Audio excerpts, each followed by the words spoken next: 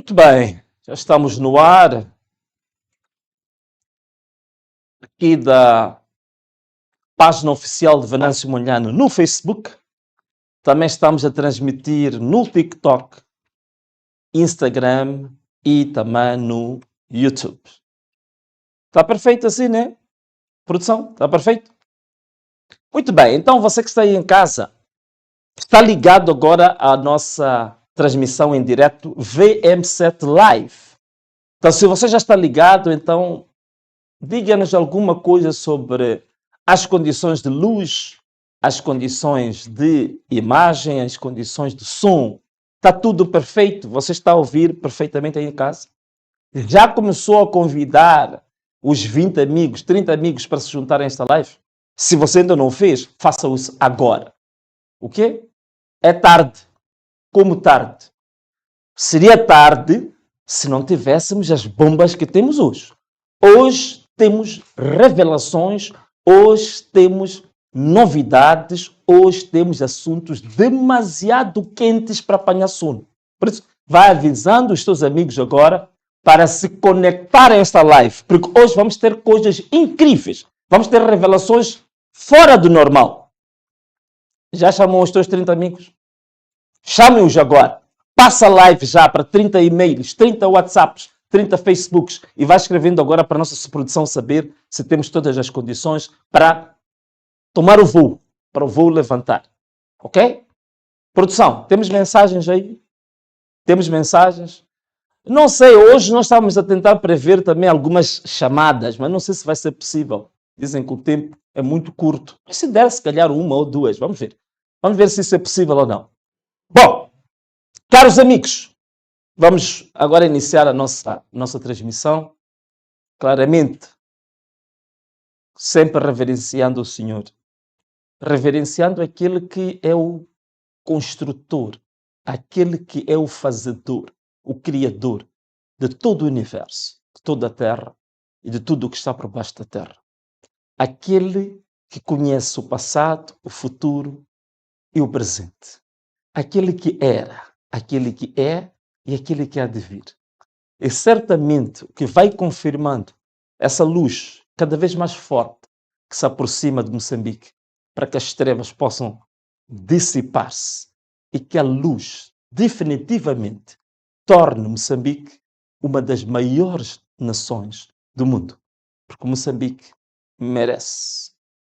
Amém. Bom, caros amigos, o que nós temos para hoje? Hoje, num piscar de olhos, agora que a nossa live está a começar e você já convidou os seus 30 amigos, não se esqueçam, este mês tem que terminar com 2 milhões de seguidores é a nossa meta. Minha meta e a tua meta. Portanto, recomenda a nossa página, partilha nosso link, recomenda sem cessar, sem te cansares, a nossa página para que atinjamos 2 milhões de seguidores. Portanto, é o maior canal de Facebook de um político da CPLP. Portanto, você faz parte, você é um privilegiado, eu também sou um privilegiado por ter você como seguidor, como um seguidor assíduo, que dá força, que fortalece, que encoraja que este canal possa continuar. Bom, num abrir e fechar de olhos, hoje vamos rapidamente entrar para as denúncias. Não, estamos já, daqui a pouco. A desertificação já começou. A corrupção na exploração da matéria. Estamos a devastar o país, desertificado.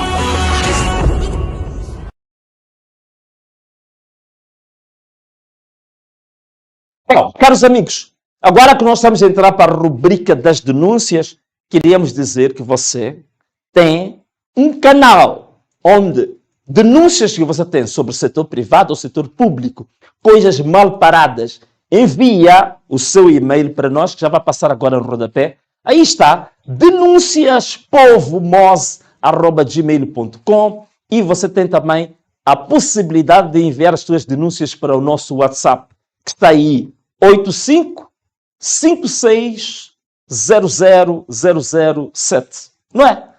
85560007. Então, você também pode mandar as tuas denúncias para o nosso WhatsApp.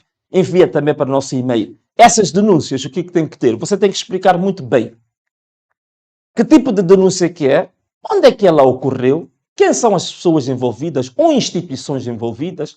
Você tem que juntar elementos de prova o máximo possível que dê credibilidade, que dê sustento à sua denúncia. Mas também nós temos uma equipa muito vasta de técnicos que, naturalmente, põem os seus contactos lá muito claros, que eles vão ligar. Sempre que tivermos dúvidas, vamos fazer uma chamada ou vamos responder ao teu e-mail para pedir esclarecimentos, para poder pedir que dês detalhes, elementos adicionais para que a tua denúncia de fato seja forte, seja esclarecedora, para que nós também não possamos passar aqui falsas denúncias ou denúncias, digamos assim, muito frágeis, que não tenham um sustento, que não tenham, digamos, um suporte de fatos, de elementos de prova. Então, você que tem que ajudar, tem que sustentar a sua denúncia. Então, está aí, denúncias povomoz@gmail.com, esse é o e-mail que nós temos. Começa a mandar todas as tuas denúncias bem sustentadas e temos também o nosso WhatsApp das denúncias, que é o 8556 00007. Tá bom. Qual é a denúncia que nós temos hoje? É uma denúncia que estamos a ver a correr um pouco, está viralizando em todos os canais, em todas as plataformas digitais, que é exatamente esta história do Partido Frelimo, que está a todo custo, quase desesperado, a procurar mostrar que tem membros, quando na verdade já é uma muralha sinistrada. E é isso que a gente tem visto. Olhem para essa imagem. Penso que isto foi em Ressano Garcia, penso eu. Veja só isto, veja só isto. Quer dizer, os chefes do quarteirão, secretários do bairro, a recolher BIs de cidadãos, BIs de inocentes e a fazerem preenchimento dos formulários e das fichas de membro do Partido Frelimo. Então, isto aqui, meus amigos, é que se chama, de fato, infração. Isto aqui, meus amigos, é que se chama, de fato, crime de coação, burla qualificada, fraude. É isto. Quer dizer, você nem sequer diz às pessoas para que é que precisa o BI, levam os BIs, preenchem os dados das pessoas e depois levam como trabalho feito para depois dizer que estes são nossos membros. Olha para essa vergonha. Olha, temos um pouco de som, que são aí os jovens a reclamar. Temos um bocadinho de som. Põe lá um pouco de som só para fazer sentido. Veja só. Flagrante, sim, sim, é isso. Está aí um jovem a dizer que apanhamos em flagrante. Membros da Frelimo, jovens, adultos, secretário do bairro, chefe do quarteirão, todos estão aqui. Recolheram bens de pessoas e não lhes dizem qual é o fim disso aqui. Esse é que é o ponto importantíssimo. Recolheu-se BI das pessoas e não se disse às pessoas qual é a finalidade da recolha do seu BI. Então, queríamos chamar a atenção. Este não é o único caso, temos vários casos. Temos mais um caso. Caso onde é que foi? Em Nampula. Passa-me o caso de Nampula também. Temos o caso em Nampula, não é? Também, e veja lá, camisetes da campanha, camisetes, quer dizer, isto é um desespero, não é? É aquilo que estamos a dizer. A Ana Mola está neste momento como uma flecha e tentando responder a isso, ao invés de tentar ter as pessoas de livre e espontânea vontade como membros do partido, estão a forçar as pessoas, estão a coagir as pessoas, estão a fazer sobre ameaça. Recebemos, aqui acho que é Nampula, veja só, BIs recolhidos sobre coação, sobre manipulação, enganando as pessoas. Não entreguem os vossos BIs, não entreguem os vossos cartões de eleitor, são intransmissíveis, são documentos pessoais, particulares, documentos intransmissíveis. Ninguém tem que levar o seu BI, o seu cartão de eleitor, sem dizer a razão. Nós, por exemplo, já terminamos a recolha das assinaturas, que é por causa aquele decreto que dá ao governo poder de poder cortar a internet. Nós queremos recorrer ao Conselho Constitucional que é para decretar a inconstitucionalidade daquele decreto. As pessoas entregam os seus BIs voluntariamente, as pessoas assinam, preenchem os formulários voluntariamente. Agora, essa história de recolher cartões, enganar as pessoas, burlar as pessoas, portanto, isto é mesmo abominável. Essa é a ficha para a assinatura, para este projeto que nós temos, que é para decretar a inconstitucionalidade do decreto que dá poder ao governo de cortar a internet. Bom, caros amigos, esta é a primeira denúncia. O que vamos dizer? Vamos pedir ao povo moçambicano, fiquem atentos. Não entreguem os vossos BIs. Estamos a ouvir que os professores estão a ser forçados sob ameaça. Você preenche o formulário ou então vai ter represálias.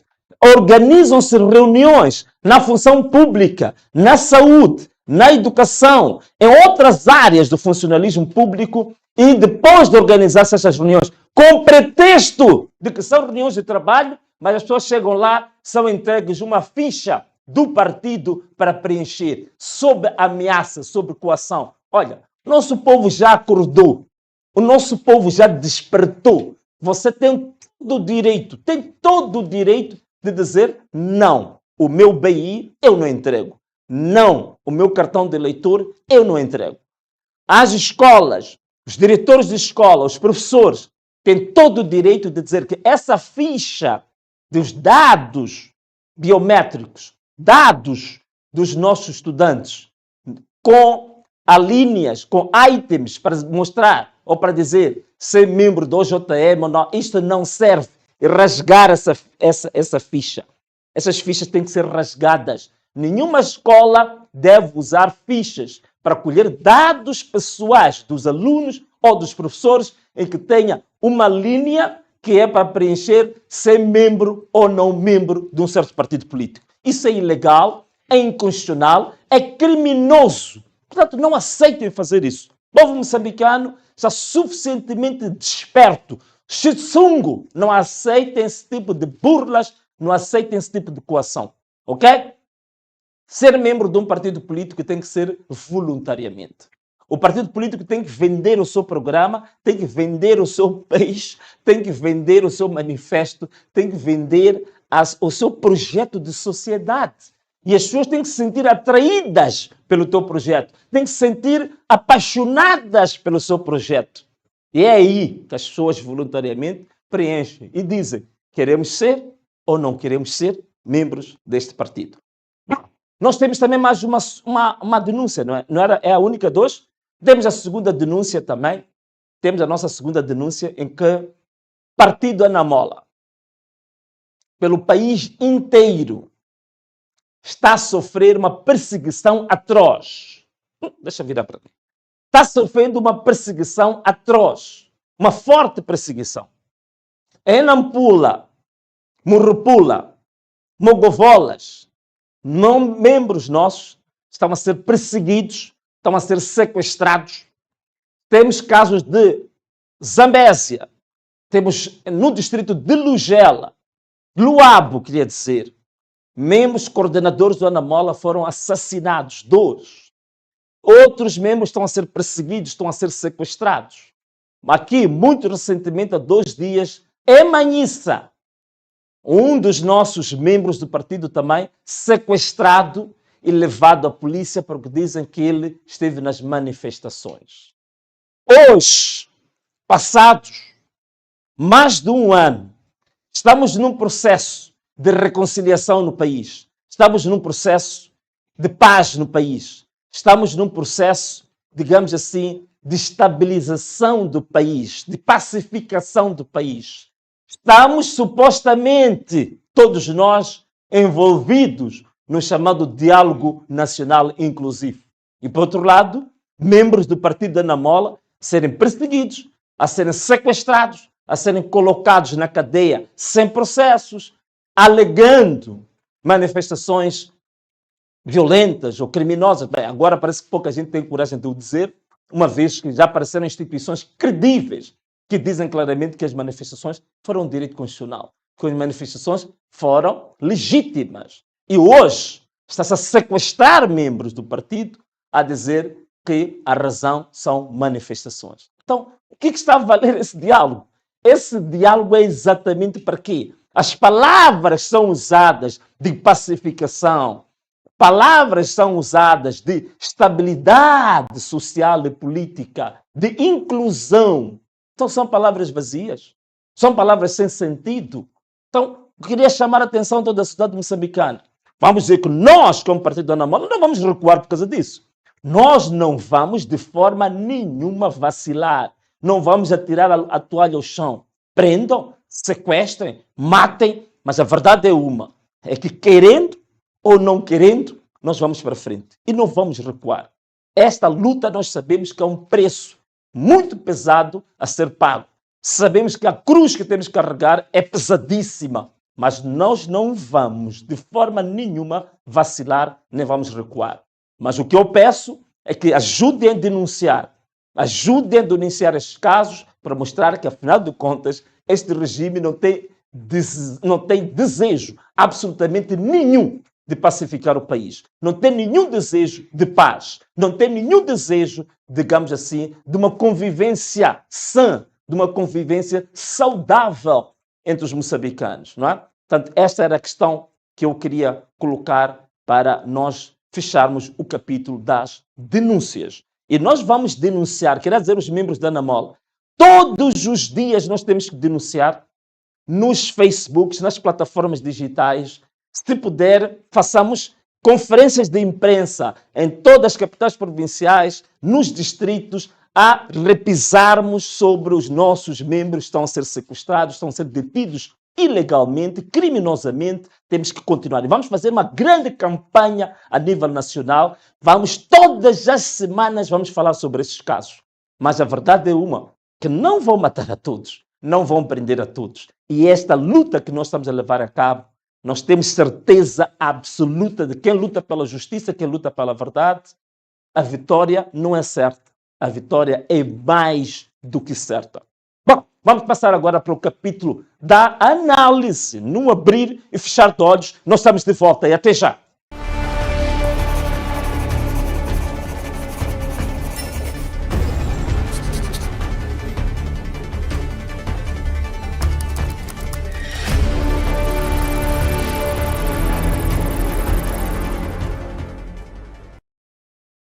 Bom, perfeitamente. Nós estamos agora de volta para o nosso capítulo da análise. Quais são os assuntos que nós queremos analisar no dia de hoje? O primeiro assunto que queremos analisar hoje tem a ver com os nossos agentes, os famosos agentes, carinhosos agentes do comércio de moeda eletrónica. Os famosos agentes do M-Pesa, Imola, M-Cash. Hoje, quero trazer provas mais do que evidentes de que o que a autoridade tributária veio em público dizer é uma mentira. Eu digo uma coisa, digo com todas as palavrinhas, é uma mentira. Portanto, você continue ligado a este canal, porque hoje vamos trazer revelações incríveis. Revelações com base em fatos, com técnica. E você vai perceber que, afinal de contas, os nossos agentes de moeda eletrônica estão a ser profundamente injustiçados, estão a ser roubados, estão a ser humilhados. Já são pessoas de rendimento muito baixo, mas estão a ser roubados, asfixiados. O governo anda a gerir mal o país, não consegue ter receitas. Hoje ainda vamos falar do comunicado do FMI, portanto você fica atento, hoje vamos falar de coisas incríveis. O comunicado do FMI vai ser tema hoje, logo a seguir vamos falar sobre isso. Mas os nossos agentes de M-Pesa, vamos começar com calma, para não andarmos aqui com politiquice. Vamos pegar o que diz a lei. Porque agora a autoridade tributária veio e disse que a cobrança da taxa de 10% sobre a comissão que eles cobram, até se diz que o governo está sendo generoso, porque antes se cobrava a taxa de 20%, que agora baixou de 20% para 10%. Essa que é a tese do governo, que é uma grande mentira. E é mentira por quê? Primeiro, vamos lá. Nós temos uma coletânea específica em Moçambique que fala da legislação fiscal. E nós trouxemos aqui, só para vocês verem, esta é a 8ª edição de 2020. Portanto, tem todo o conjunto de leis específicas sobre a questão da política fiscal em Moçambique. É com base nesta legislação que nós vamos falar para provar que este governo é mentiroso. E para provar que este governo está a chacinar, está a humilhar, está a roubar, está a asfixiar os nossos agentes de moeda eletrónica.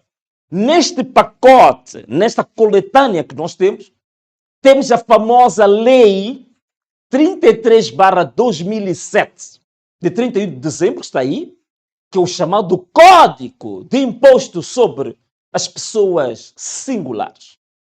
Esta lei, meus amigos, é que regula o que nós temos que pagar como impostos do nosso rendimento. Portanto, o rendimento que eu tenho com base no meu trabalho está regulamentado, está normalizado, está, digamos, legislado. Esta lei, no artigo 56, peço para que ponham aí. Estou a dizer isso porque temos estudantes, é bom pegarem essa lei e para estudarem, para confrontar o que estou a dizer. No artigo 56, como vocês podem ver, está aí escrito na tela, mínimo não tributável. Isto é, há um nível de rendimento em que o Estado te isenta de te cobrar o imposto, de tributar os teus rendimentos. Nesta lei, 33/2007, que é o Código do Imposto sobre o Rendimento de Pessoas Singulares, ele dizia o quê? Está aí escrito, não é tributado o rendimento coletável anual inferior ou igual a 36 salários mínimos, do salário mínimo mais elevado em 31 de dezembro do ano a que dizem respeito os rendimentos.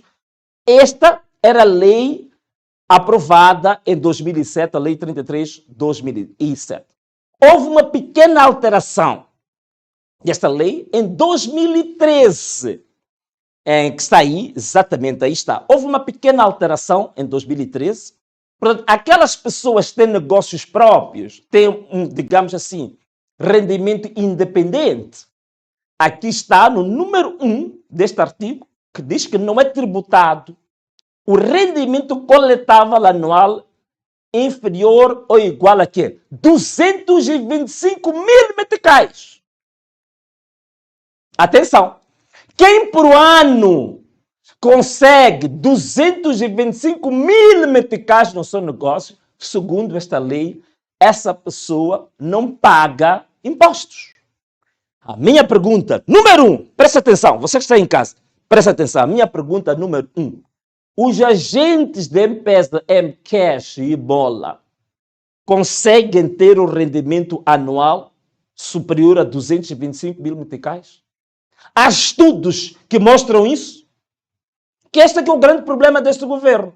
Como é que você está estipulando determinados impostos? Como é que você altera uma lei para coletar impostos se você não fez um estudo sobre os rendimentos desse grupo-alvo? Qual é o estudo que mostra que eles têm mais do que 225 mil meticais? Qual é o estudo que mostra isso? Mas atenção, ainda vou falar mais. Preste atenção no que vou dizer. Falei com pessoas ligadas à autoridade tributária que têm dados em concreto. Em média, estes agentes, M-Cash, Emola e M-Pesa, o rendimento mensal médio deles anda aí por volta de 3 mil meticais. 3.500 meticais. Este é o rendimento médio. Aquilo que eu mostrei antes, se quiser, peço só para voltar um pouco para trás, se o rendimento anual não tributável é de 225 mil meticais, estamos a dizer que, em média, está-se a dizer que não paga imposto aquele que tiver um negócio que em média mensal faz 20 mil meticais. Mas você que está aí em casa está a perceber o que estou a dizer ou o que estou a dizer está complicado? Eu estou a dizer que o agente de M-Pesa, o seu rendimento mensal são 3.500 meticais. A lei diz que o rendimento que não paga impostos ao Estado é de 225 mil por ano. Significa que aquele que tem cerca de 20 mil meticais por mês não paga. Mas o agente de M-Pesa com 3.500 meticais deve pagar. Estão a perceber ou não estão a perceber onde é que está a maca aqui? Perceberam ou não? Mas também vamos mostrar, vamos comparar. Vamos comparar com aqueles que têm emprego. Você é jovem, todos os dias apanha chapa, vai ao emprego, vai ao banco, vai não sei o quê. Você que trabalha numa empresa ou que trabalha para uma outra pessoa, o que diz a lei? Mostre-me a tabela de retenção na fonte. O que diz a lei? A lei diz, aí está a tabela, parece que não está muito visível, mas essa tabela mostra as pessoas que trabalham em conta de outrem. Isto é, você que tem patrão. Você que tem patrão. O que diz a lei? A lei diz que os que têm rendimentos até cerca de 20.050 meticais não pagam imposto. Vejam só a questão.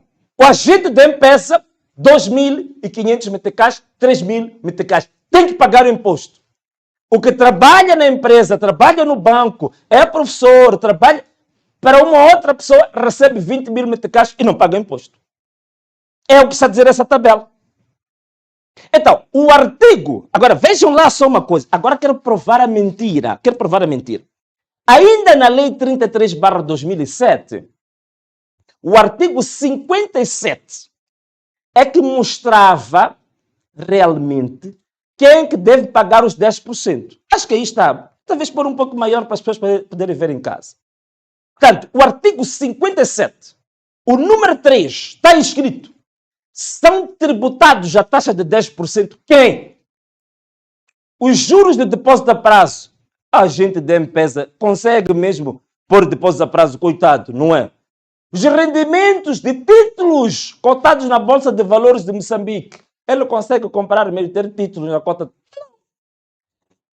Este número 3, da linha A até a linha D, não tenha absolutamente nada relacionado com moeda eletrônica. Portanto, a lei que já estava aprovada desde 2007, há cerca de 20 anos, em nenhum momento falou de tributar, de pagar, cobrar imposto aos agentes da moeda eletrônica. Não tinha isso. Como não havia? E este governo que a gente sabe que é o governo nhonguista e oportunista, quis ir sacar o dinheiro dos pobres, dos agentes da moeda eletrônica.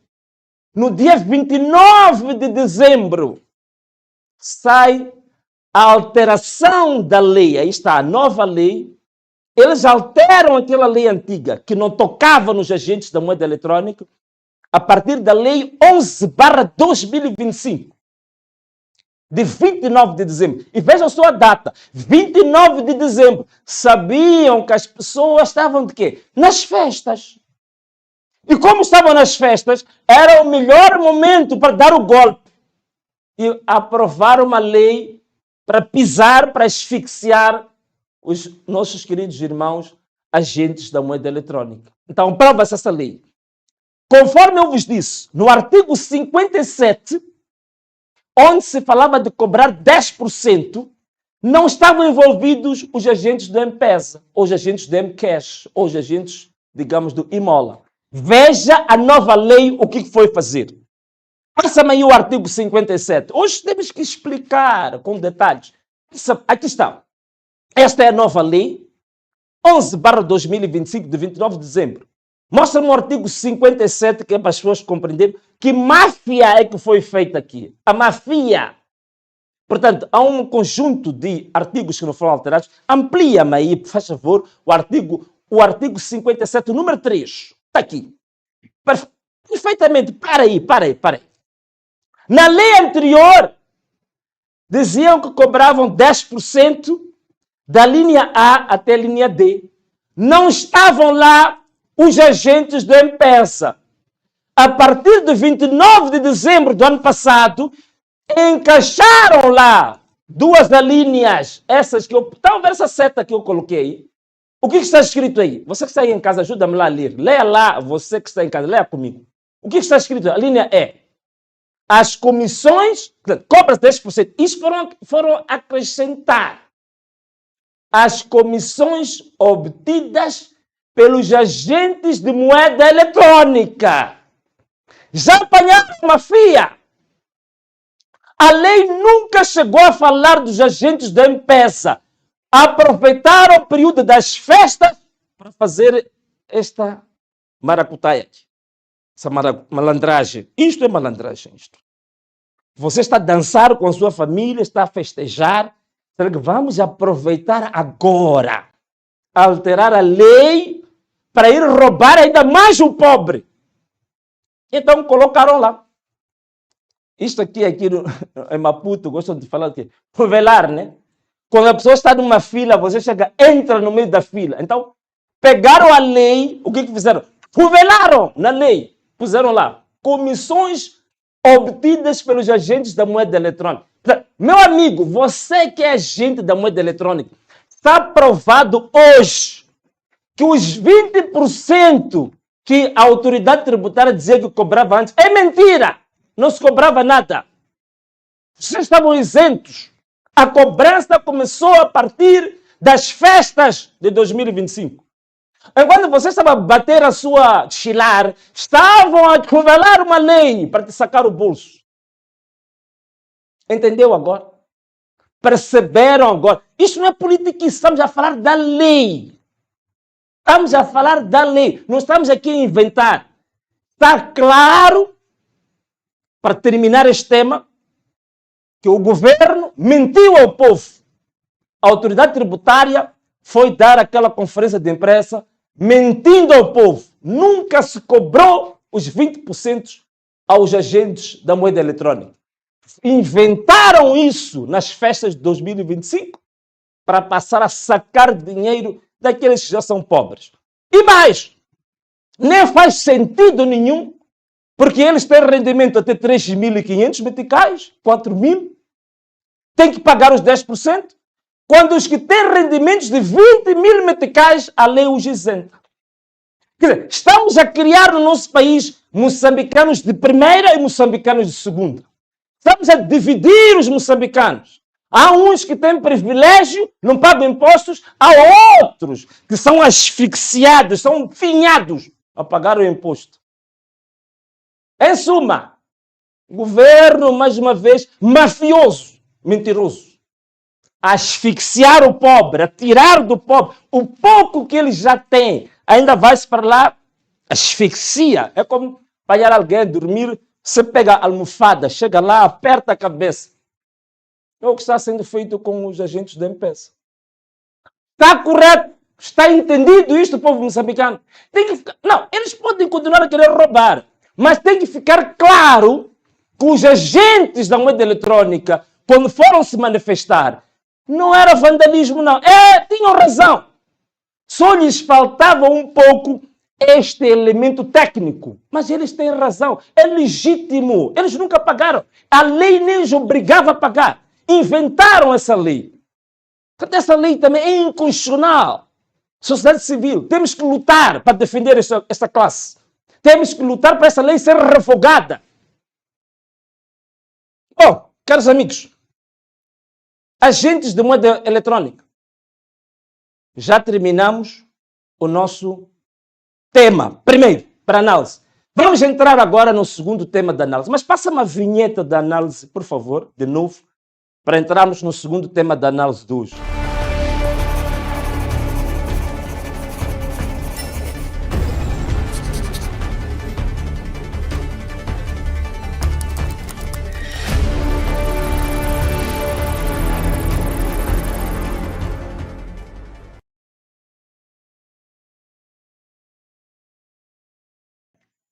Bom, estamos aqui de volta.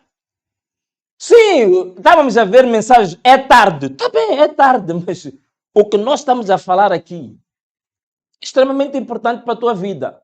Ok? Também sei que você está a dizer que é tarde, mas não está a dormir. Que bom. Meus amigos, nós também temos o segundo tema de hoje. Que vimos muitos comentários nos Facebooks, porque a missão do FMI, atenção, a missão do FMI, não o Conselho Executivo do FMI, esteve em Moçambique na visita no âmbito do tal artigo 4. Artigo 4, quer dizer, existe uma espécie de um estatuto ou uma constituição do FMI que coloca algumas obrigações. E uma delas é que todos os países filiados ao FMI, há várias missões, antes de se assinar um programa de apoio ou um programa de financiamento, deve-se fazer uma avaliação desse país, em termos de quê? Avaliação dos aspectos macroeconômicos do país, os indicadores macroeconômicos, como é que a economia está a andar. E também como é que foi ou não cumprido o programa anterior. Então sempre vem uma missão. Então é o que está a acontecer agora. O comunicado que saiu não é um comunicado definitivo, mas é um comunicado indicativo que mostra a avaliação preliminar que esta missão fez. Perceberam exatamente o que está em causa? Bom, acho que temos aí um logo, né, do FMI. O que nós vamos agora falar, caros amigos? Primeiro, antes de mais nada, eu gostaria de partilhar convosco uma coisa. É que hoje vamos entrar em detalhes. Hoje vamos falar um bocadinho sobre isto. Sei que o debate é muito forte nas redes sociais, por aí fora. Mas eu quero hoje indicar o que está por detrás. E há coisas que o comunicado não disse que hoje eu vou falar. Por isso que você há de ser obrigado a ficar a acompanhar essa live. Porque eu vou falar de coisas que não estão escritas no comunicado. Vou falar de coisas que o comunicado só falou superficialmente. E vou falar de coisas que têm a ver com o futuro do nosso país. Onde é que Moçambique vai? Já te digo agora. A alta velocidade. Para onde? Para o precipício, para a cova. Estamos a caminhar para isso. Mas nós, há cerca de 4 anos, que eu chamo a atenção, ainda estava no Parlamento, eu falei em dezembro de 2022, eu chamei a atenção que a maneira como este regime está a governar, está a gerir este país, está a gerir a política econômica deste país, era desastrosa, inclusivamente a usar números falsos, a falsificar dados da economia. Tarde ou cedo isto ia explodir. Achas que não disse? Também passa-me um vídeo que mostra a minha intervenção em dezembro de 2022, quando eu chamava a atenção para o governo de Moçambique, que tinha apresentado o Plano Econômico e Social e o Orçamento do Estado com dados falsos, dados manipulados, dados da inflação. E eu dizia que não se podia apresentar, não se podia aprovar aquele PSOE sem que o governo alterasse a taxa de inflação, porque era falsa. E nós não podíamos aprovar o PSOE usando pressupostos falsos, manipulados. E nós submetemos ao Parlamento uma proposta de chamar o governo para discutir e o governo explicar por que usou uma taxa de inflação falsa. E eu, realmente, naquela altura, estava ainda no partido do Renamo, estava na bancada da Renamo, e eu fiz os cálculos e comprovei tecnicamente que o governo estava a usar taxa de inflação falsa. Logo, todo o orçamento tinha que ser alterado. E vejam só, a Comissão Permanente, a Assembleia da República não quis discutir esse assunto. A bancada maioritária nem sequer teve coragem de chamar o governo, porque o governo sabia que estava a usar dados falsos, estava a mentir ao povo, estava manipulando o povo. Mas vamos ouvir a intervenção que eu já estava reclamando por que não se chamava o governo para explicar o uso de dados falsos. Há 4 anos, dezembro de 2022. Passa-me um pouco o som, Solicitando o agendamento de matéria urgente sobre esta questão dos dados da inflação que foram manipulados e falsificados pelo governo. A pergunta que nós colocamos, qual é que é esse tempo que é necessário para se abordar esta questão, tendo em conta que já amanhã nós vamos ter a decisão definitiva sobre o PSOE. E a questão que nós estamos a colocar sobre a inflação é uma questão crucial, é o pilar central do PSOE.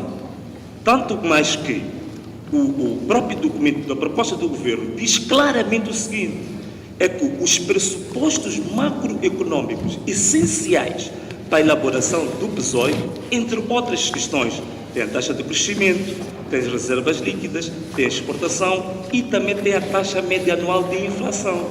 Significa que a inflação está entre os 4 pilares macroeconômicos que serviram de base para a elaboração do PSOE. Então, nós amanhã vamos debater em definitivo, vamos apreciar em definitivo a lei do PSOE, tendo pendente um elemento fulcral com o qual o PSOE até pode se tornar uma proposta nula e irrelevante. Então, qual é esse tempo? A única alternativa que nós temos é debater essa matéria hoje ou amanhã, antes da decisão definitiva do PSOE. Ou, de outra forma, arranjar-se um outro momento para a apreciação definitiva do PSOE. Caso contrário, não está a fazer sentido absolutamente nenhum esse pedido de tempo. Tempo para quê? Se nós amanhã vamos ter uma decisão definitiva de algo que é precedente da discussão da inflação. E mais, qual é o papel, afinal, da Assembleia da República? A inflação é que determina a pobreza. A inflação que determina a taxa de juros, a inflação que determina o investimento direto estrangeiro, a inflação é que determina o aumento geral dos preços, a inflação é que determina a qualidade de vida da população. Não vamos discutir isto, estamos a provar o que amanhã em definitivo, pessoal. Qual é o papel da Assembleia da República? Fomos eleitos pelo nosso povo, somos ditos mandatários do povo e aquilo que é essencial da vida do povo estamos a protelar. Qual é a nossa função aqui? Estamos a fazer exatamente o que é nesta Assembleia da República. Muito obrigado, senhor.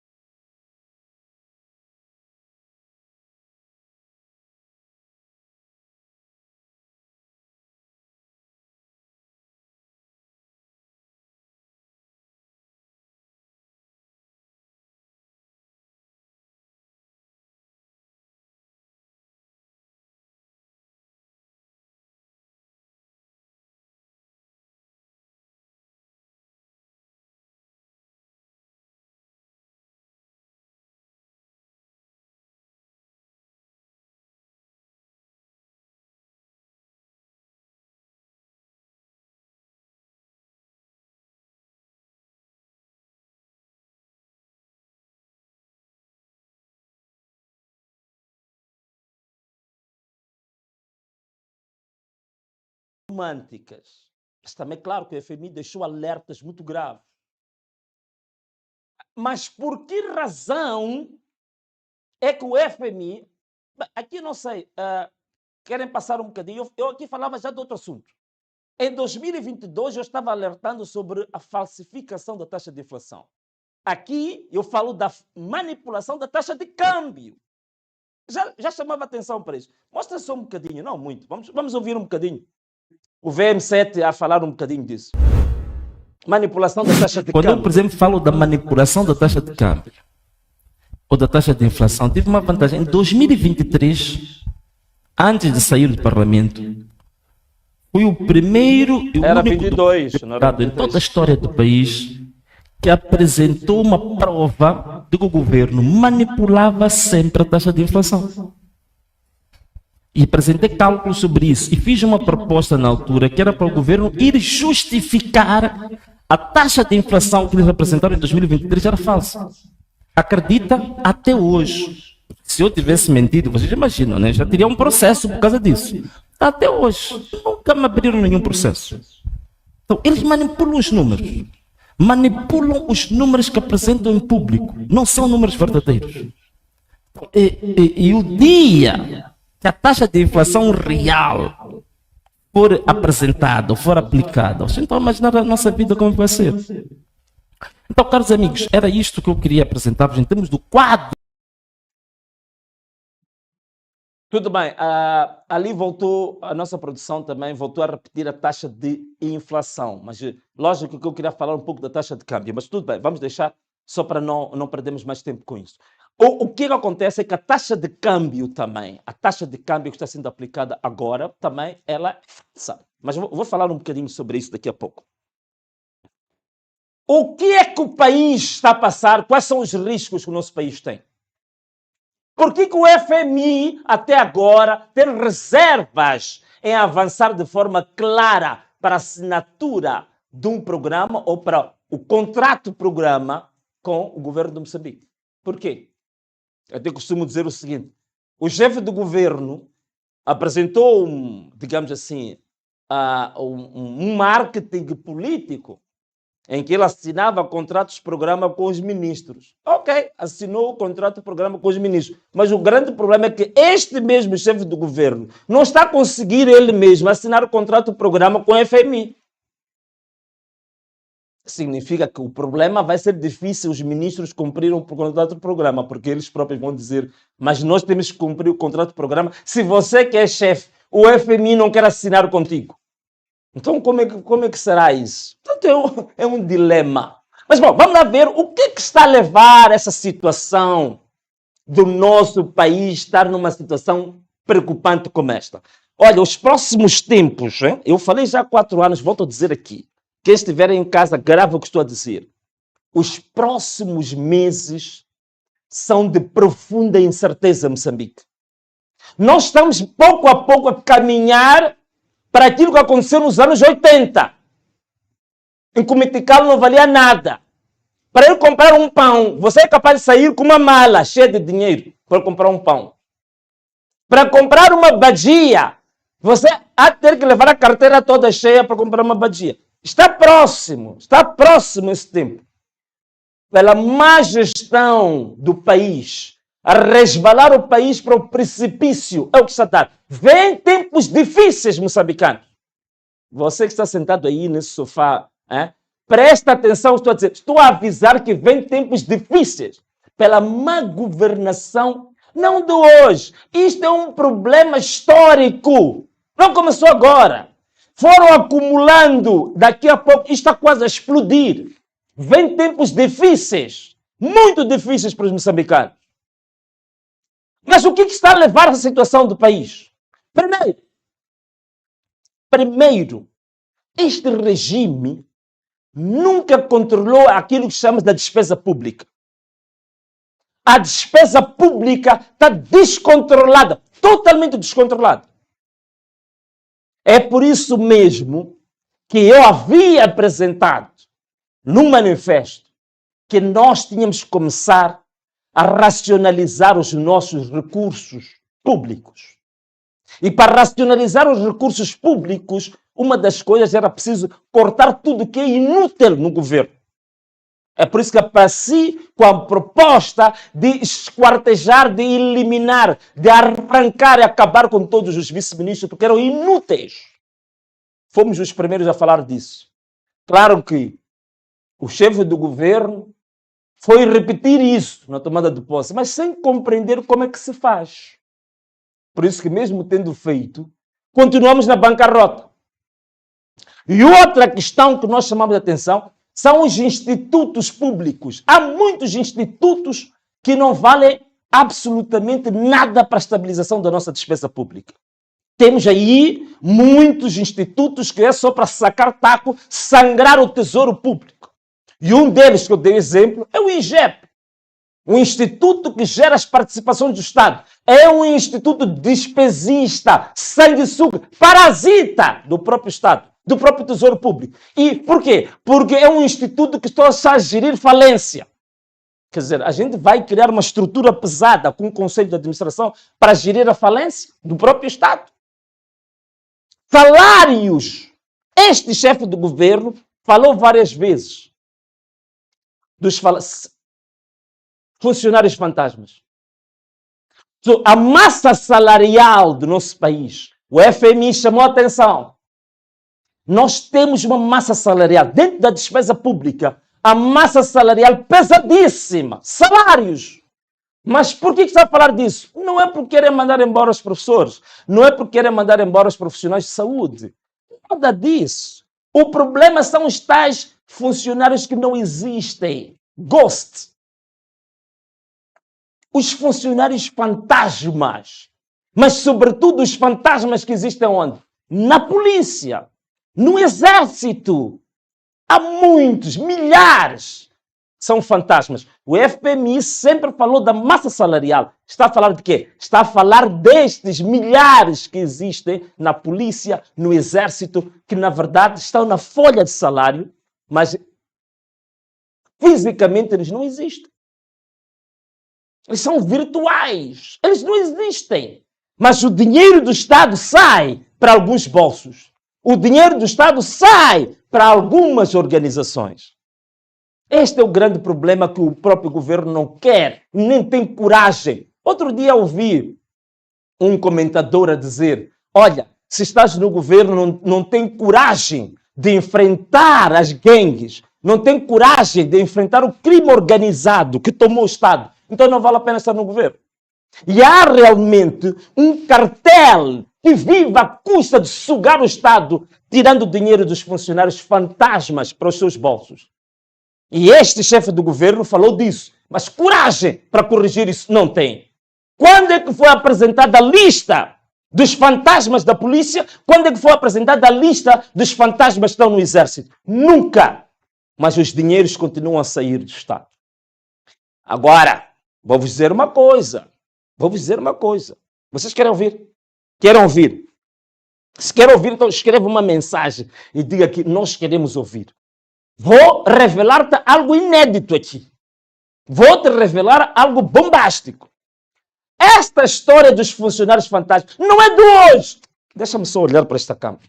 O assunto dos funcionários fantasmas não começou hoje. Agora, atenção. Agora é que vem a bomba. Esse assunto dos funcionários fantasmas vem desde os tempos de Joaquim Chissano. Esse assunto dos funcionários fantasmas vem inclusivamente dos tempos de Samora Machel. Bom, agora, isso é um assunto sério, né? Você já está a pegar, já está a sentar bem na sua cadeira. É isso. Vem desde os tempos de Samora Machel. Ah, é verdade que a nossa mãe, a nossa irmã, já falecida, não quero tocar nela, que foi ministra das Finanças. Esse assunto é bem conhecido. O que acontece desde os tempos em que os salários eram pagos a partir dos chamados títulos, já haviam milhares de funcionários fantasmas.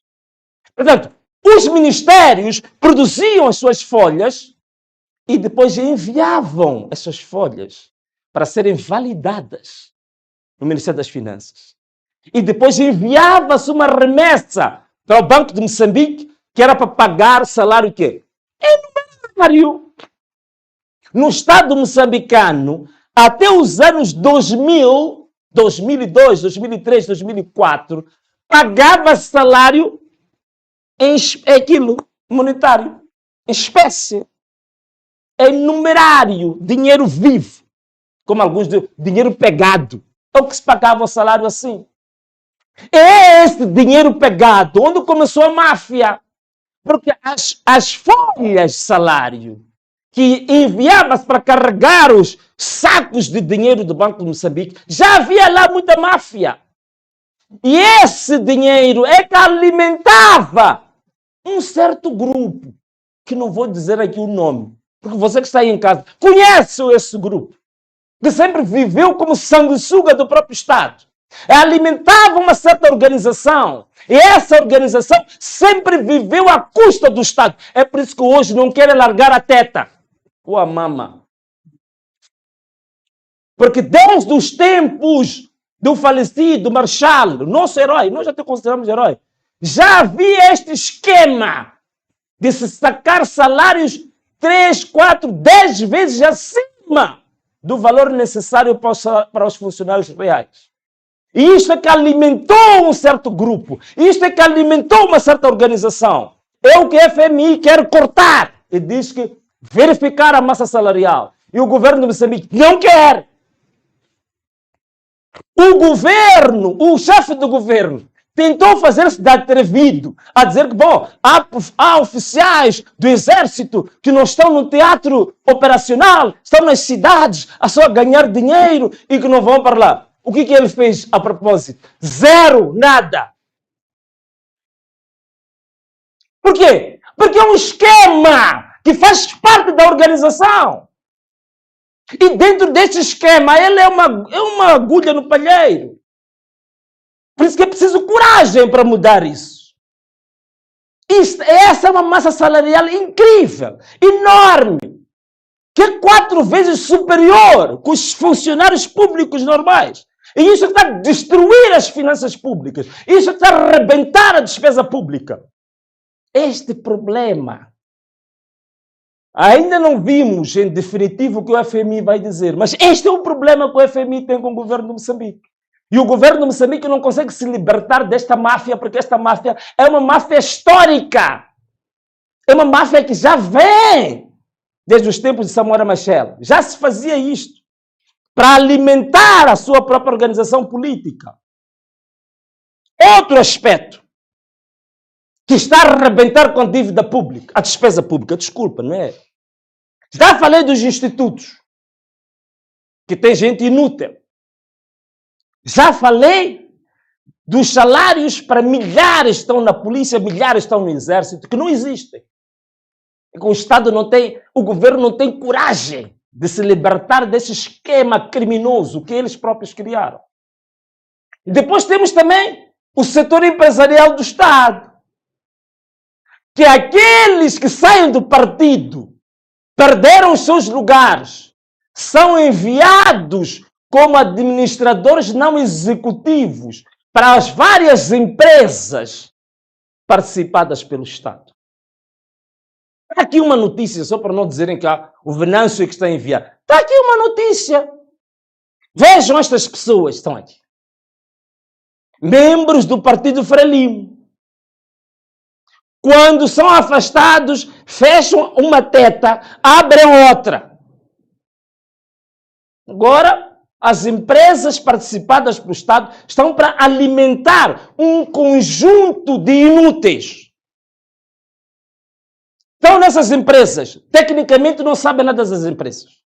Não trabalham, não fazem nada nessas empresas, mas são enviados pelo partido só para ir lá comer.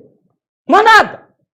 Está aí o CIP a dizer: membros não executivos de 7 empresas públicas absorvem valor estimado em mais de 185 milhões de meticais por ano, apenas em salários.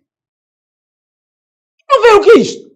185 milhões de meticais por ano estamos a pagar a indivíduos inúteis nas empresas públicas. Porque já a teta no partido fechou. Abre novas tetas. E a sacar dinheiro público, a sacar dinheiro que seria para financiar vários problemas que o país tem. Hoje, falei aqui, hospitais em Moçambique não tem material cirúrgico, não tem seringas, nem algodão tem, não tem gesso, não tem algálias, não tem fios de sutura. intermináveis. Não há medicamentos, não há médicos, não há aparelhos de diagnóstico, não há nada. Mas estamos a gastar 185 milhões de meticais por ano a pagar indivíduos que não fazem nada nas empresas, não produzem nada, nem entendem nada do que se faz naquelas empresas. A sua única função é marcar presença e depois, no fim, ATM. Não há nada. A única atividade é a atividade apenas de quê? De sangrar o próprio tesouro público. Mais nada. São os dividendos dessas empresas que deviam vir para o tesouro público, que deviam vir para o governo financiar o déficit orçamental, para financiar o déficit fiscal, que ao invés de financiar o déficit orçamental, financia pessoas de profunda e inteira inutilidade. E o país cada vez mais afundar, o déficit aumentar, o país cada vez mais apertado a entrar na falência, mas a tirar o dinheiro pouco que o país consegue ganhar com as suas empresas a entregar certos indivíduos. Esta é uma das razões porque há problemas com o FMI. Estou a explicar-te as razões que vão nos levar a uma crise jamais vista em Moçambique. Estou a explicar-te coisas que no comunicado do FMI não estão, mas eu sei que eles sabem, não quiseram dizer. Agora eu estou a adiantar-te. Estamos com peso na despesa pública dos secretários do Estado. Vocês não estão a imaginar. Os secretários permanentes, vocês não estão a imaginar.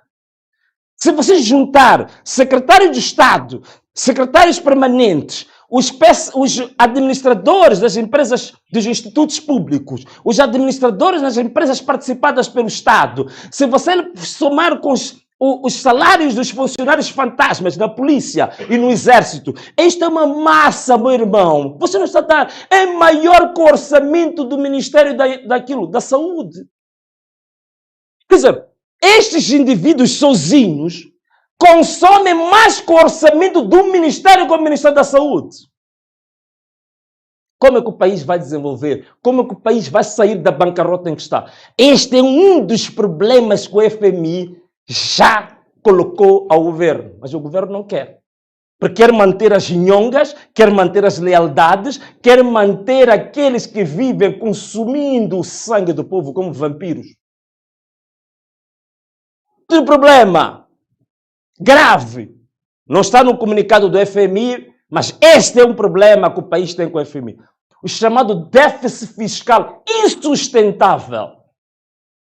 O que é um déficit fiscal sustentável? Déficit fiscal sustentável é a capacidade de um governo, de um Estado, pagar as suas dívidas sem influenciar o sistema financeiro, sem influenciar a economia.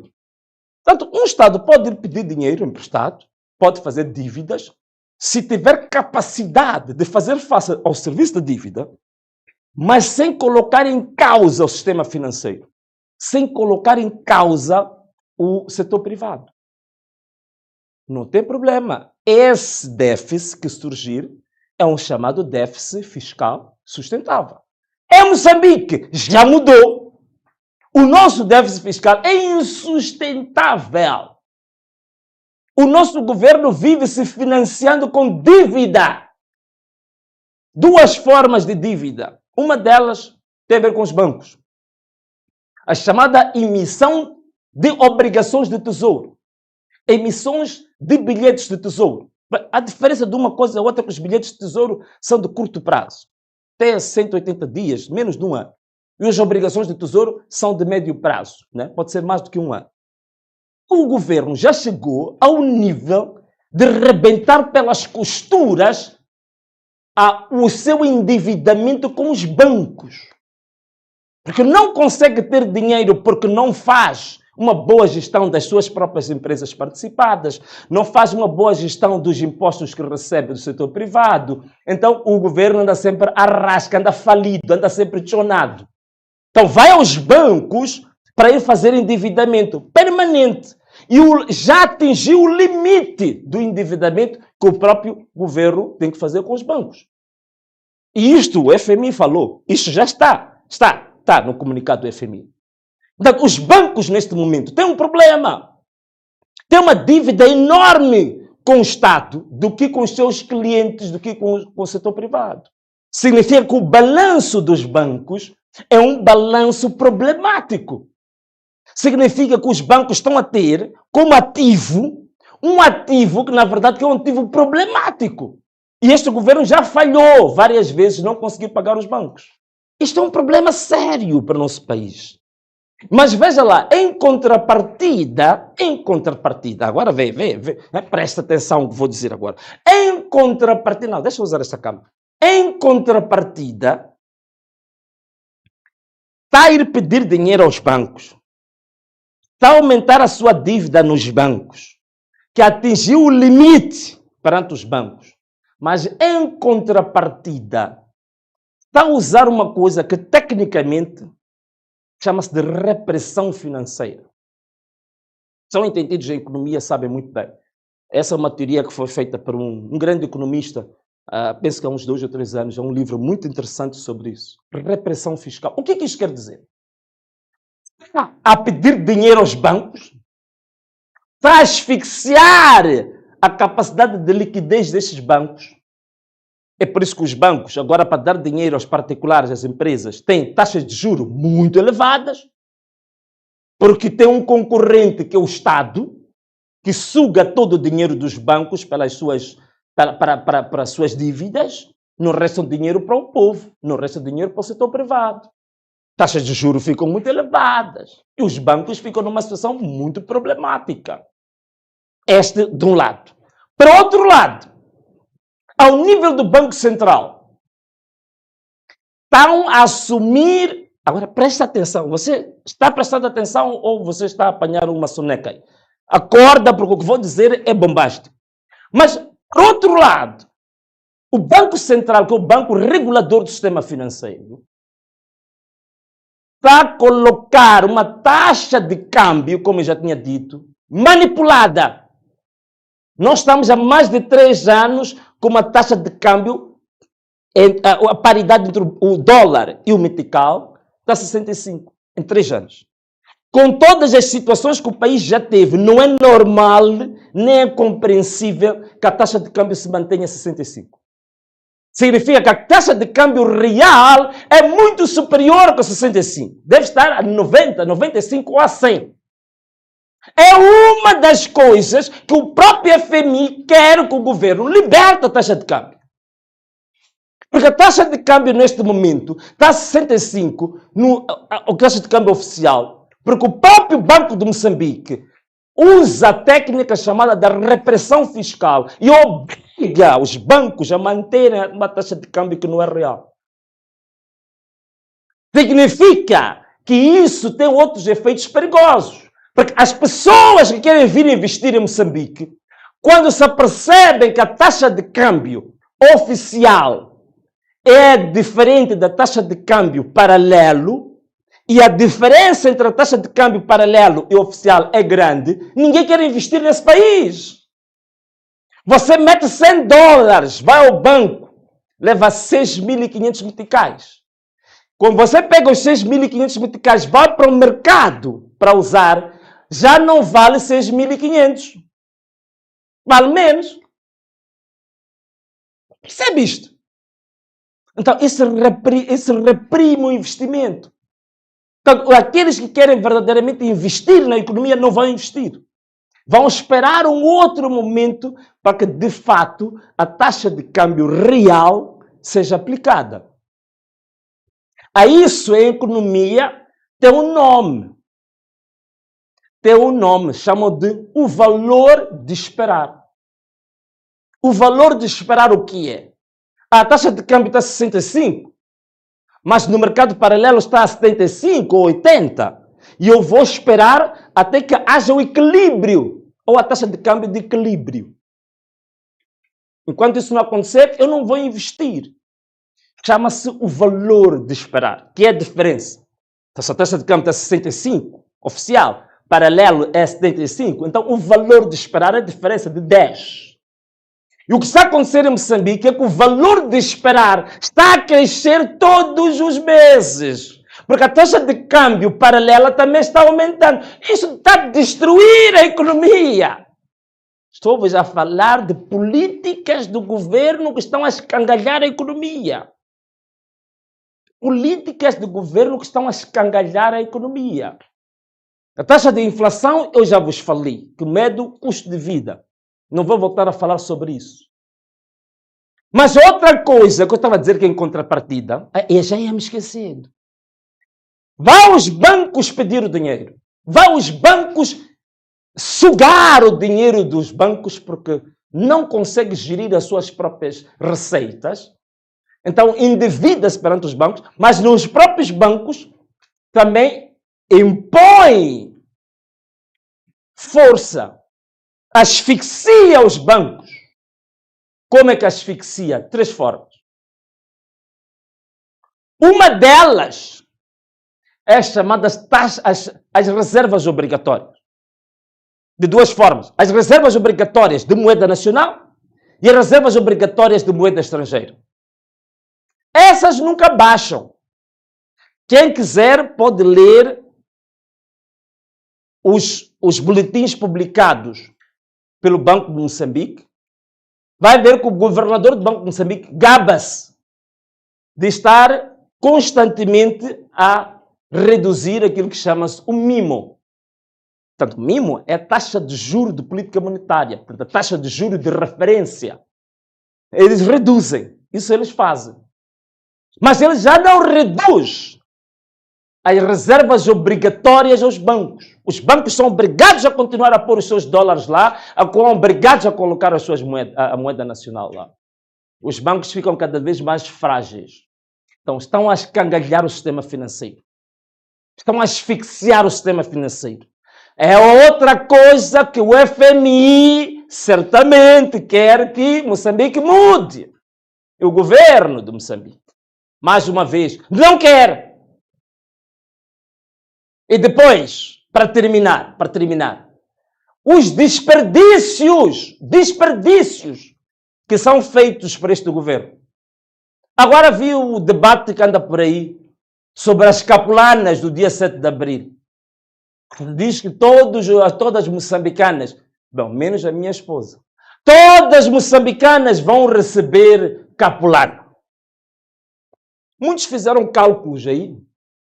Disseram que isto está mais ou menos 200 milhões de meticais. Bom, vi muitos cálculos que foram feitos. Quantas escolas podem ser feitas, quanto isto pode ser feito. Mas agora quero-vos mostrar outro tipo de dados mais técnicos. Para vocês perceberem isto. Imagina, 200 milhões de meticais para gastar em comprar capulana. Capulana. Agora quero-vos pôr aqui dados que vocês vão ficar. Você está pronto para ficar chocado? Diga, escreva, estou pronto para ficar chocado. Escreva para a minha equipa ver as mensagens. Vocês sabem que no orçamento do Estado para o ano 2026, sabe quanto é que vai ter a Cernic? Sabe quanto é que vai ter a Cernic? Está aí. Se calhar muitos não estão a conseguir ver. E, portanto, isto foi estudo que eu fiz do PSOE 2026. Este ano, para investimento, quando a gente fala de investimento na Cernic, estamos a falar de investimento em quê? Em viaturas. Investimento em quê? Laboratórios de criminalística. Investimento em quê? Pagar melhor o salário dos homens do Cernic, também para eles não começarem a raptar pessoas. Equipamento, fardamento. Dar aos homens do Cernic subsídio de risco, porque eles passam risco de vida, lidam com bandidos. Qual é o investimento que a gente está a fazer na Cernic? Este orçamento do Estado 2026, para a Cernic só está reservado 50 milhões de meticais. 50 milhões de meticais para investimento. Mas, para o desperdício das capulanas, 200 milhões. Faz as contas em casa para saber a diferença. Nós agora tivemos problemas de cheias. O tal Instituto para a Redução de Riscos de Desastre só vai receber 7 milhões e meio de meticais. Capulanas, 200 milhões. A área onde os moçambicanos trabalham, que é a área da agricultura, o Fundo do Fomento para a Agricultura e Extensão Rural vai receber 823 milhões. E esses 823 milhões, veja só, não é fonte interna. É um investimento que vamos fazer recorrendo a fontes externas. Isto é, presta atenção no que vou dizer. Para o Fundo de Fomento Agrário e Extensão Rural, onde está a maior parte do povo moçambicano, que é na agricultura, para este fundo, o governo vai ao estrangeiro se endividar em quase 823 milhões de meticais, porque não tem dinheiro. Mas internamente vamos gastar 200 milhões para Capulana. Ministério da Saúde. Vi muita gente a dizer, mas por que não se utiliza dinheiro para salvar as crianças? Deixa-vos falar do orçamento. Para investimento, o Ministério da Saúde, internamente, fontes internas, o Estado só vai disponibilizar ao Ministério da Saúde 500 milhões. Veja só, 200 milhões para Capulana, mas para a área da saúde, Ministério da Saúde, só 500 milhões. Isso, esse primeiro, porque o segundo é fonte externa. E o governo há de pedir quase 8 bilhões de meticais fora. Internamente, o governo só vai investir 500 milhões. Capulana, 200 milhões. O gabinete do primeiro-ministro. Gabinete do primeiro-ministro. Ali onde eu fui, onde cercaram-me com a Cernic, WIR, Polícia Canina, DIO, GOI, todas as unidades da polícia foram me cercar quando eu ia apenas entregar uma proposta para ajudar o Estado. O gabinete da primeira-ministra. Vocês vão cair de 4 se eu vos disser qual é que é o valor de investimento. 89 milhões. Durante um ano inteiro. Capulanas, 200 milhões. Vocês estão a perceber isto? Dissemos já a vinheta da análise, que é para passarmos para o último tema da análise de hoje. Vamos falar um pouco da linha férrea Norte-Sul em Moçambique. Passa-me a vinheta da análise, por favor. No piscar de olhos nós voltamos.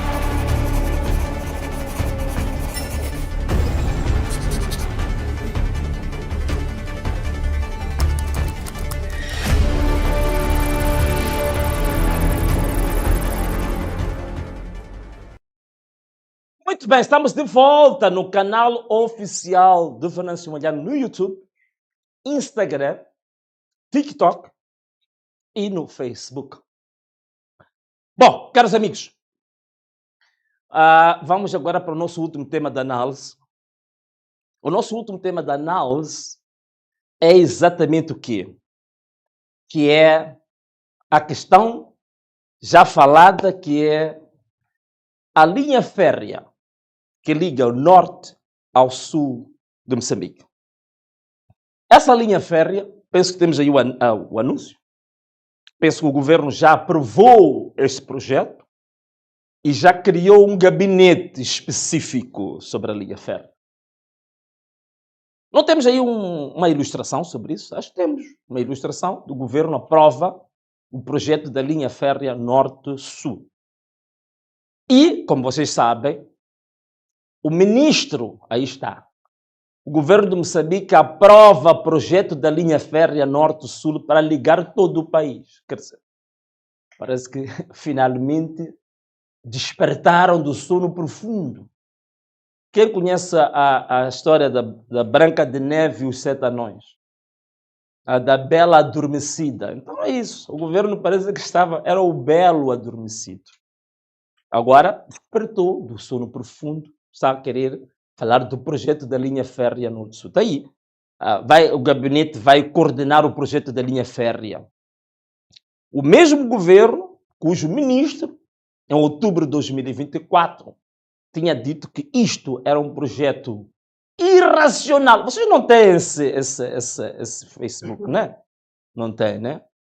Que o próprio ministro, o Dom Matrombadas, dizia que era um projeto irracional que o candidato Venâncio Mondlane estava a propor. Hoje, estão a implementar um gabinete para coordenar um projeto irracional, insustentável, impensável. Quando a gente diz irracional, sabe, vamos lá usar uma palavra um pouco terra-terra. Quando você diz que isto é irracional, é quase como se estivesse a dizer isto é de malucos. Então o governo agora vai implementar um programa louco, de malucos, nos termos usados pelo seu ministro dos Transportes, Dom Matrombadas.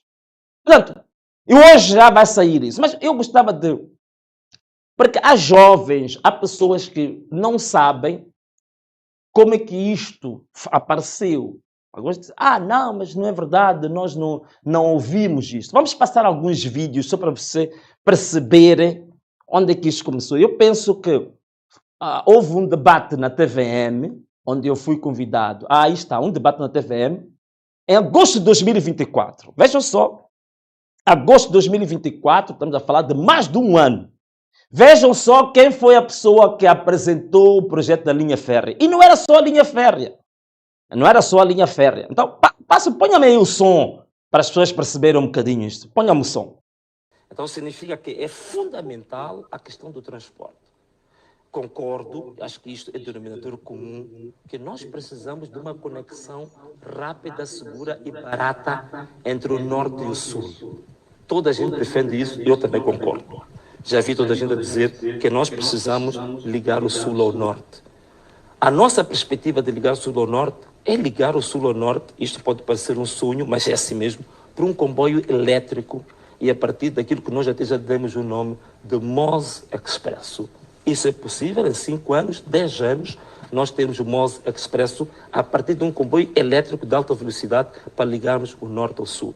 E ao mesmo tempo, estamos a falar da conectividade física, mas também estamos a falar da conectividade digital. Significa que em todo o trajeto, por exemplo, deste comboio elétrico que liga o norte ao sul, nós vamos colocar também a banda larga ou a fibra óptica, como uma infraestrutura vai acompanhar toda a infraestrutura física. E a partir dela vai se derivar também a conectividade física e digital para os distritos, para outro tipo de áreas. Por isso que nós hoje definimos também que a questão da comunicação digital é uma questão fundamental, incluindo até para as zonas rurais. Hoje é possível nós, a partir da comunicação digital, das tecnologias de informação, desenvolvermos até as zonas rurais. Por exemplo, há-me a falar do livro escolar como um grande problema hoje. E estamos a gastar balúrdios de dinheiro sem necessidade. É possível, com esta questão de acompanharmos a conectividade física com a conectividade digital, banda larga e a fibra óptica, é possível hoje, por exemplo, pode ser um pouco mais sintético. Nós começarmos nas zonas superurbanas, por exemplo, a colocarmos o livro digital a partir de tablets. Isso é possível. Isso podemos nós fazer isso. É muito mais barato do que está a acontecer e é muito mais efetivo. E isso pode desenvolver o país muito mais rapidamente. Então, significa... Então, olha, estive aqui a partilhar convosco esta ideia. Portanto, em agosto de 2024, nós já tínhamos apresentado. E como vocês veem, não era uma ideia só... Bom, aí está um projeto estilizado que mostra exatamente a nossa ideia do MOS Expresso, não é? A ideia do MOS Expresso era exatamente ligar o norte e o sul do país e com um comboio de alta velocidade, um comboio elétrico de alta velocidade, mas também que tivesse um entrocamento na zona este e oeste e também que a fibra óptica, como vocês veem aqui, uma representação da fibra óptica para ligar e que essa fibra óptica havia de ajudar o país para levar, por exemplo, livro escolar a todas as escolas sem precisar de gastar os balúrdios de dinheiro que nós estamos a gastar hoje com livro físico. Levar outro tipo de conhecimentos levar tecnologia, por exemplo, para a área da agricultura, para a área da extensão rural, portanto, levar conhecimento, por exemplo, para os empresários locais, para os empreendedores. Portanto, é um projeto muito mais...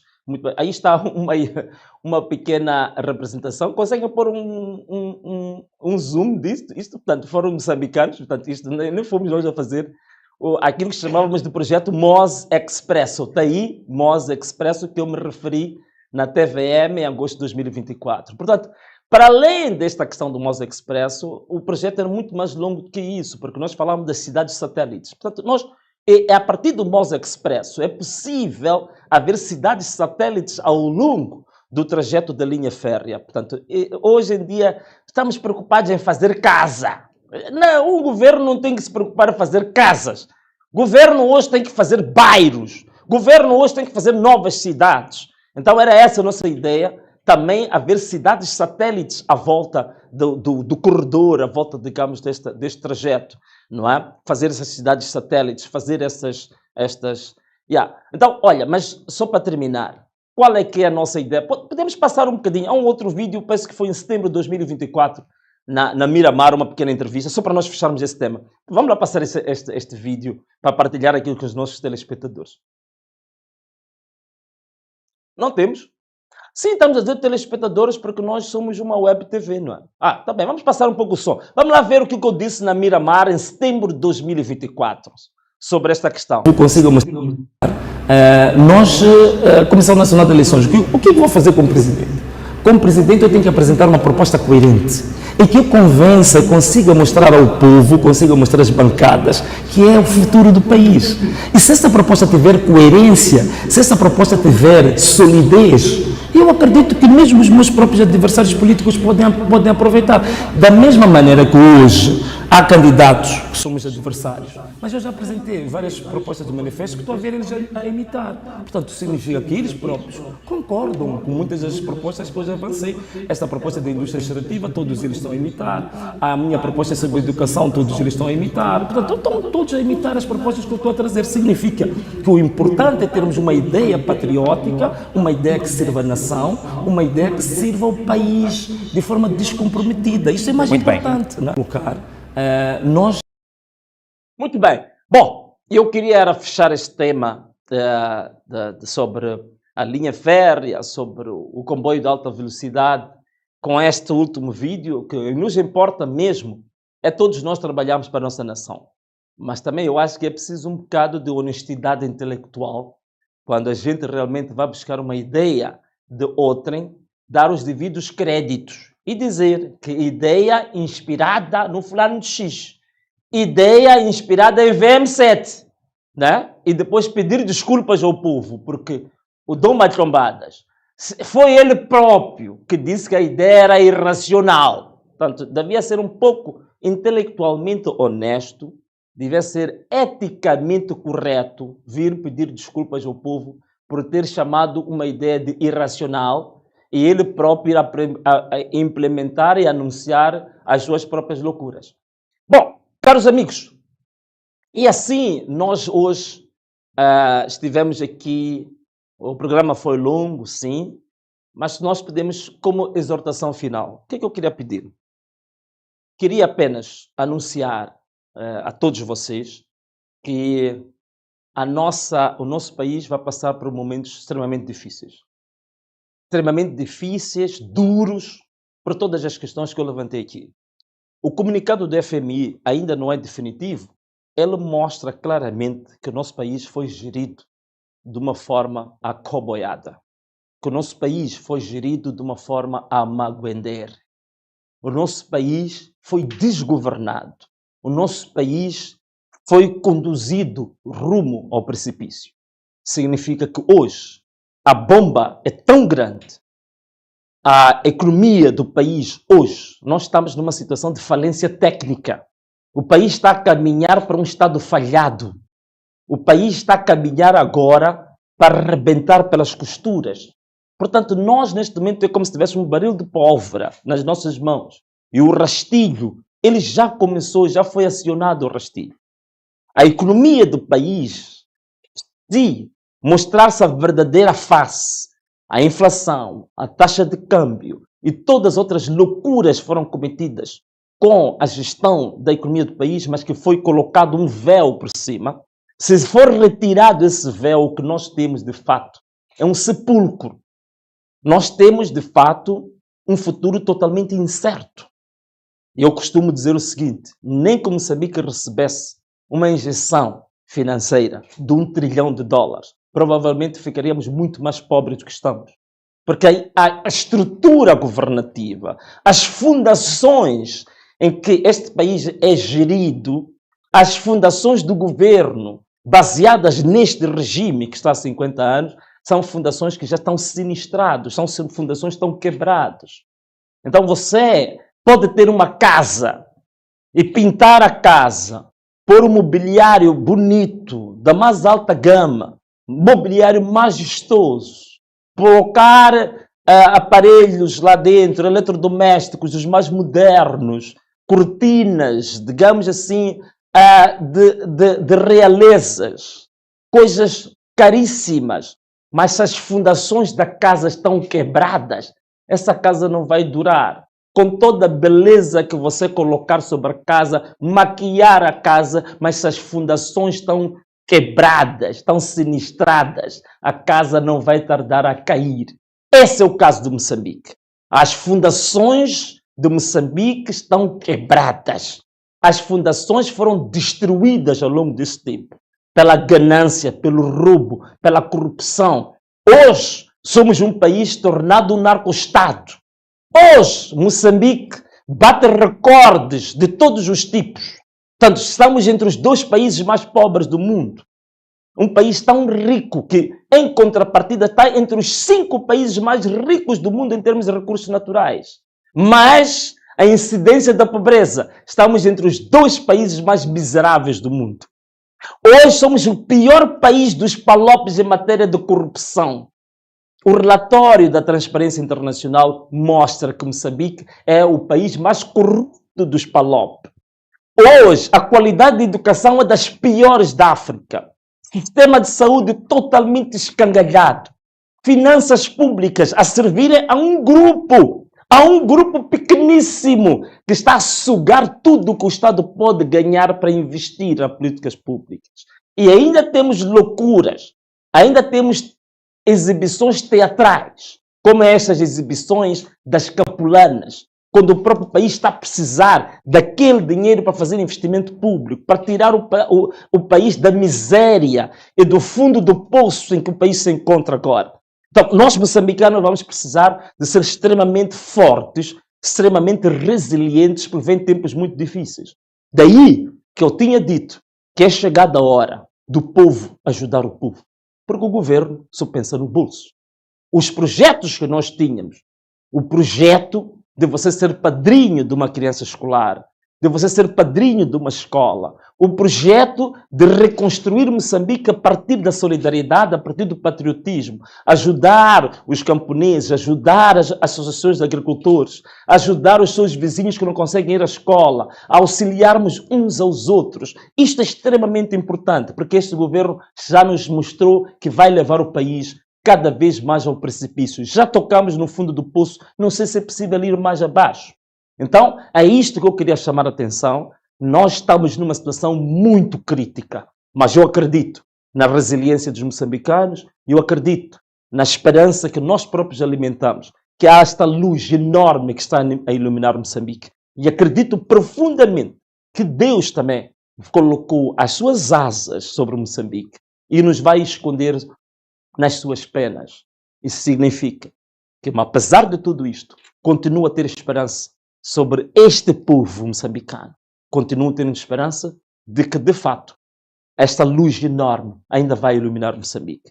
Vamos passar por tempos difíceis, vamos passar pelo vale da sombra da morte, mas eu tenho certeza absoluta que a coroa, o galardão dos moçambicanos está lá à frente, nos esperando.